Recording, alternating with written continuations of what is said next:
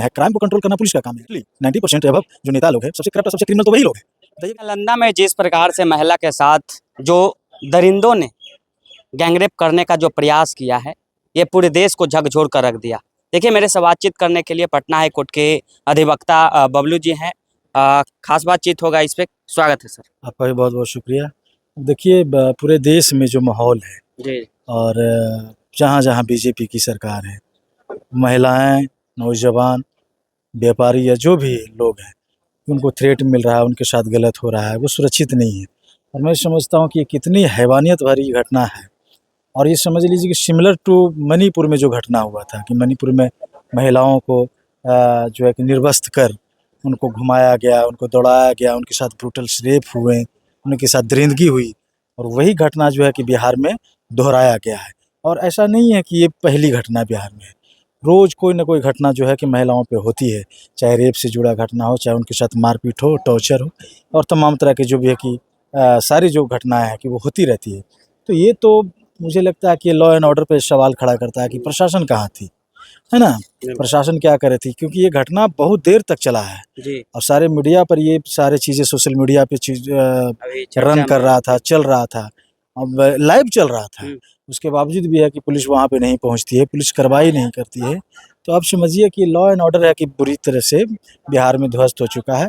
ये लोग सिर्फ बयानबाजी करते हैं, भाषण देते हैं कि यहाँ पे लॉ एंड ऑर्डर, लेकिन ऐसा कुछ भी नहीं है कि लॉ एंड ऑर्डर आपको दिख रहा होगा। ऐसा कौन सा दिन है कि बिहार में जब अपराध नहीं हो रहे हैं, क्राइम नहीं हो रहा, मर्डर नहीं हो रहा, रेप नहीं हो रहा, डकैती नहीं हो रहे, थेफ्ट नहीं हो रहे हैं, मारपीट नहीं हो रहे हैं, गोलीबारी नहीं हो रही है, रंगदारी नहीं माना जा रहा है, किडनैपिंग नहीं हो रहे। ऐसा कौन सा डेज है बताइए? ऐसा कुछ दिन है? अब तो सम्राट चौधरी के हाथ में गृह मंत्री भी मिल गया है। हम बुलडोजर बाबा के नाम आप से जाने देखिए, जा आप रहे हैं। चीज़ों से समझिए, बोलना करना बड़ी बात है। और मैं समझता हूँ कि आप देखिए कि सारे नेता लोग जितने भी 90% मोस्टली 90% अबव जो नेता लोग हैं, सबसे करप्ट और सबसे क्रिमिनल तो वही लोग हैं। बताइए कि सम्राट चौधरी जी पे कितना क्रिमिनल एंटीसीडेंट है, क्या क्रिमिनल हिस्ट्री उनका है, बैकग्राउंड क्या है, आपको पता नहीं है? हैं? आपको पता नहीं है? बताइए। तो ये लोग जो है कि खुद अपराधी हैं और ये दूसरों की बात करते हैं कि हम ये कर देंगे, वो कर देंगे। तो कहाँ कर रहे हैं? आपको दिखना चाहिए, है ना? तो मैं समझता हूँ कि चूँकि गिरफ्तारी हुई है और अब ये देखना होगा कि स्टेट है कि कितनी स्ट्रांगली तरीके से चीज़ों को अपोज करती है ना? एविडेंस अपना कोर्ट में रखती है। तो अब ये देखना होगा।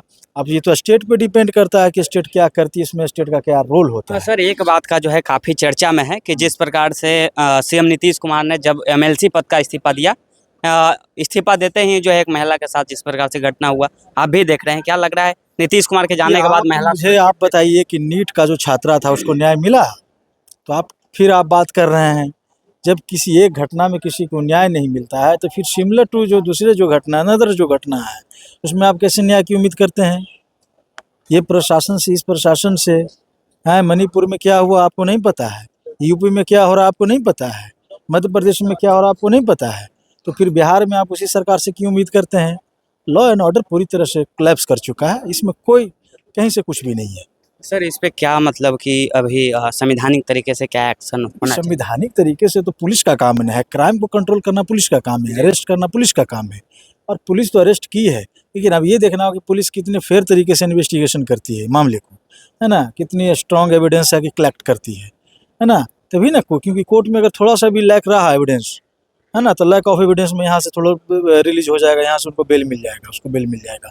तो अब तो ये पुलिस प्रशासन पे, पुलिस प्रशासन का ही इसका वाइटल रोल है। तो देखते हैं कितने अच्छी तरीके से वो प्ले करता है या नहीं करता है।